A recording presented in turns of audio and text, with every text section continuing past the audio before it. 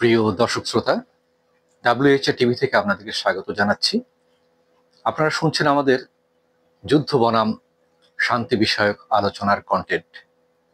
এই বিশেষ কন্টেন্টে আমরা আপনাদেরকে জানাচ্ছি যুদ্ধের ভয়াবহতা সম্বন্ধে যে তথ্য, তেমনি শান্তির জন্য পৃথিবীতে যুগে যুগে মনীষীরা এসেছিলেন, তারা শান্তির ললিত বাণী শুনিয়ে গিয়েছেন। নবীরা এসেছিলেন, রসুলরা এসেছিলেন, তারা শান্তির বাণী আমাদেরকে শুনিয়েছেন। এমনকি তাদের মাধ্যমে আমরা সৃষ্টিকর্তার তরফ থেকে যে ধর্মগ্রন্থগুলো পেয়েছি, সেগুলোতে আমরা শান্তির বাণীর কথাই বেশি পেয়েছি। সেখানে শান্তির পক্ষে থাকার জন্য সৃষ্টিকর্তা আমাদেরকে আদেশ করেছেন, নির্দেশ দিয়েছেন, পুরস্কার ঘোষণা করেছেন এবং অশান্তির জন্য শাস্তিও ঘোষণা করেছেন। তেমনি শান্তির জন্য যারা কাজ করেছেন, সেইগুলো বিশ্বাস করে পৃথিবীতে প্রতি বছর শান্তির জন্য নোবেল পুরস্কার দেওয়া হয়। আপনারা জানেন, আমাদের এই উপমহাদেশে প্রথম নোবেল পুরস্কার পেলেন মাদার তেরেসা শান্তিতে। তিনি যে শান্তির জন্য পুরস্কার পেলেন, তাকে যখন শান্তিতে পুরস্কার দেওয়ার জন্য প্রস্তাব করা হলো, তিনি বলেছিলেন আমি এই পুরস্কারের যোগ্য নই। অথচ তার জীবনী নিয়ে আমি একটা গ্রন্থ রচনা করেছিলাম 2006 সালে, জগৎ জননী মাদার তেরেসা। এই গ্রন্থটি লিখতে আমার প্রায় 5টি বছর সময় কেটে গেছে, তাকে নিয়ে তথ্য গবেষণা সংগ্রহ করতে গিয়ে। এই গ্রন্থটি বাংলায় এবং ইংরেজিতে, এইভাবে ধরলে ইংরেজিতেও অনুবাদ করা আছে গ্রন্থটি।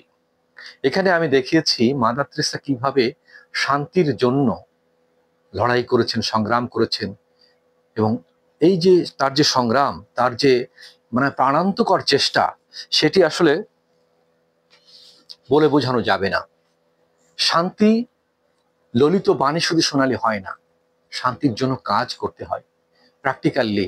তিনি সেই কাজ করার উদ্দেশ্যে, সেটা জেনে সেই সুদূর আলবেনিয়া থেকে ভারতবর্ষে আসেন, কলকাতার সেই লরেটো কনভেন্টে এসে যোগ দেন। তারপরে তার সেই একেবারে কি বলা যায়, কিশোরী বয়স থেকে সবে তরুণীর পর্যায়ে তিনি পদার্পণ করেছেন, তখন একজন বাঙালি মুসলিম নারীর মতো সেই পোশাক পরিধান করে তিনি শান্তির জন্য কাজ করা শুরু করলেন। তিনি এই কলকাতায়, এই উপমহাদেশে যারা সত্যিকারে অবহেলিত মানুষ, বিপদগ্রস্ত মানুষ, চরম অসহায় নিগৃহীত মানুষ, তাদের পাশে এসে দাঁড়ালেন সত্যিকারের একজন মায়ের মমতা নিয়ে, সত্যিকারের শান্তির দূত হিসেবে। স্বয়ং সৃষ্টিকর্তা যেন তাকে এই পৃথিবীতে শান্তির দূত হিসেবে, তাকে অবতার হিসাবে আমাদের কাছে পাঠালেন। তিনি কুষ্ঠ রোগীদের চিকিৎসা করেছেন একেবারে মন খুলে, এবং সেই চিকিৎসা করতে গিয়ে নিজে কুষ্ঠ আক্রান্ত হয়ে তার নিজের চিকিৎসা সেবা নিয়ে তিনি সুস্থ হয়েছেন। যক্ষা রোগীদের বাপ মা, তাদের আত্মীয় স্বজনরা তাদের দূরে ঠেলে দিয়েছে, বাইরে ফেলে দিয়েছে, কুষ্ঠ রোগীদের বাইরে ফেলে দিয়েছে, তাদেরকে তিনি বুকে তুলে নিয়েছেন, কোলে তুলে নিয়েছেন। চিকিৎসা করতে গিয়ে নিজেও যক্ষায় আক্রান্ত হয়েছেন, পরে নিজেও যক্ষার চিকিৎসা গ্রহণ করে তিনি সুস্থ হয়েছেন।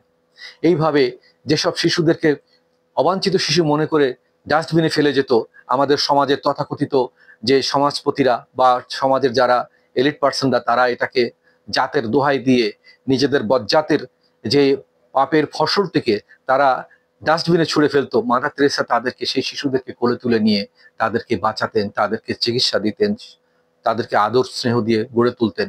এবং যারা নিঃসন্তান দম্পতি, তারা নিতে চাইলে তাদেরকে দিতেন।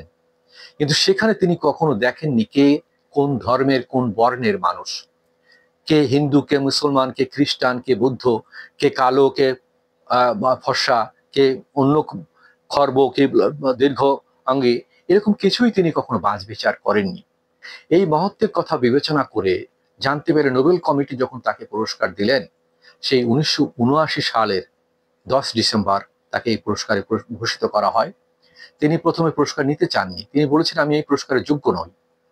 তাকে যখন বোঝানো হলো যে মাদার, এটি শুধু পুরস্কার নয়, এর সাথে নগদ কিছু অর্থ পাওয়া যাবে, যেটি দিয়ে আপনি আপনার গরিব মানুষদের সেবায় কাজে লাগাতে পারবেন। প্রায় 90,000 পাউন্ড দেবে এর সাথে। তো তিনি সেই কথা বিবেচনা করে বললেন যে হ্যাঁ, আমি নিতে পারি আমার গরিব মানুষের নামে পুরস্কারটি। অর্থাৎ এই পুরস্কারের সাথে যে অর্থটি পাওয়া যাবে, সেই অর্থটি গরিবের সেবায় কাজে লাগবে, সেই উদ্দেশ্যে তিনি রাজি হলেন। তিনি নিজেকে মহিমান্বিত করার জন্য, নিজেকে গৌরবান্বিত করার জন্য, নিজেকে নোবেল লরিয়েট করে প্রচার করার জন্য, ফটো সেশন করার জন্য, বা লোকের কাছে গিয়ে বড় বড় লেকচার দেওয়ার জন্য কিন্তু শান্তিতে নোবেল পুরস্কার নেননি, নিতে চাননি। নিতে চেয়েছেন তার ওই সবচেয়ে ফুটপাতে পড়ে থাকা মানুষ, যাদেরকে কেউ মানুষ বলে মনে করে না, কুকুর বিড়ালের সাথে যারা ফুটপাতে ঘুমায়, তাদের সেবার করার জন্য, তাদের মাথার উপর একটা ছাদ তৈরি করে দেওয়ার জন্য, শেল্টার তৈরি করার জন্য, তাদেরকে রক্ষা করার জন্য পুরস্কারের টাকাটি তিনি নিয়েছিলেন। শুধু তাই নয়, আপনারা জানলে অবাক হবেন, আমি যখন এটি নিয়ে গবেষণা করতাম, রাতের পর রাত, দিনের পর দিন আমার চোখের সামনে সেই দৃশ্যগুলো জীবন্ত যেন ভেসে উঠতো।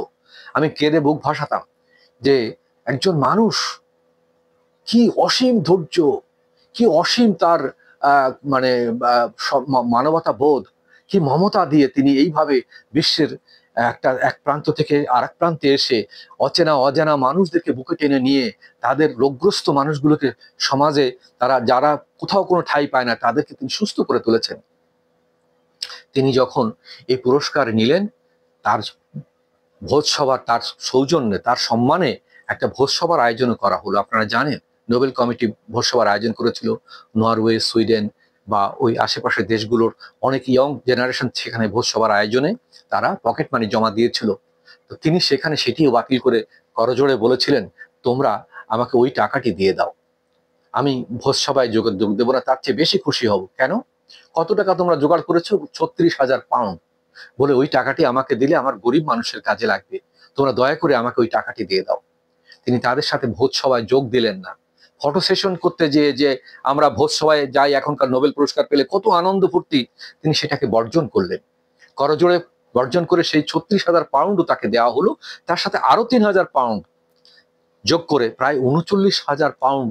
আর ওই 90,000 পাউন্ডের সাথে যে টাকাটি জমা হলো, তাকে জিজ্ঞাসা করা হলো, মাদার, আপনি এই টাকাটি কি করবেন? তিনি হেসে বললেন, টাকাটি তো আমি খরচ করে ফেলেছি। কিভাবে? আমার গরিব মানুষের নামে ভবন তৈরি করব, তো সেখানে এই টাকাটি মনে মনে আমি নিয়ত করেছিলাম, আমি মনে মনে আশা করেছিলাম এমন একটা ভবন তৈরি করব, সেই ভবনের টাকাটি আজকে আমি পেলাম, এবং আমি এই টাকাটি দিয়ে ওই তাদের জন্য ভবন করব, যারা এই রোদে বৃষ্টিতে তারা ফুটপাতে না ঘুমায়, তারা বিনা চিকিৎসায় অনাহারে ধুকে মারা না যায়। সেই কারণে তিনি নোবেল পুরস্কার নিলেন শান্তিতে, এবং সত্যিকারের শান্তি তিনি প্রতিষ্ঠা পৃথিবীতে করেছিলেন, দেখিয়েছিলেন।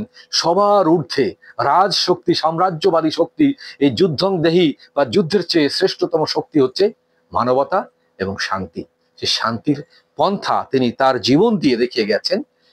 জীবন মৃত্যু, সেই পথে তিনি চলেছেন, আমাদেরকে চলতে বলেছেন। এখনো তার মিশনারি চ্যারিটি সারা পৃথিবীতে সেবা দিয়ে যাচ্ছে।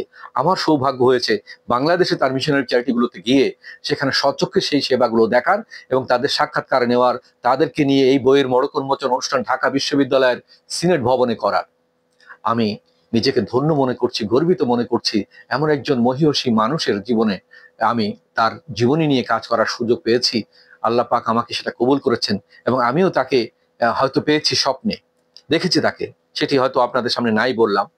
তো আমি যাই হোক, শুধু এইটুকু বলতে চাই, শান্তির জন্য তিনি এই নোবেল পুরস্কার গ্রহণ করলেন, এবং তার মৃত্যুর পরে তাকে শ্রদ্ধা জানাতে, কৃতজ্ঞতা জানাতে পৃথিবীর সব পরাশক্তির সম্রাটরা কলকাতায় এসে জড়ো হলেন, এবং তার সামনে এসে কুর্নিশ করে মাথা নুইয়ে দিলেন, অশ্রু বিসর্জ দিলেন, ভালোবাসা জানালেন। তাহলে যুদ্ধের শক্তি বড়, অস্ত্রের শক্তি বড়, না মানবতার শক্তি বড়? আপনারা বিচার করুন। এবং সেখানেও প্রমাণ হয়ে গেছে যে মানবতার শক্তি, মমতার শক্তি সবচেয়ে বড়। সেটিকেই আমরা কথায় এই আজকের কন্টেন্টের মাধ্যমে আপনাদের সামনে তুলে ধরবো। যুদ্ধ বনাম শান্তি। পরবর্তী কন্টেন্ট দেখুন, আরো অনেক মজার তথ্য আপনাদেরকে দিব।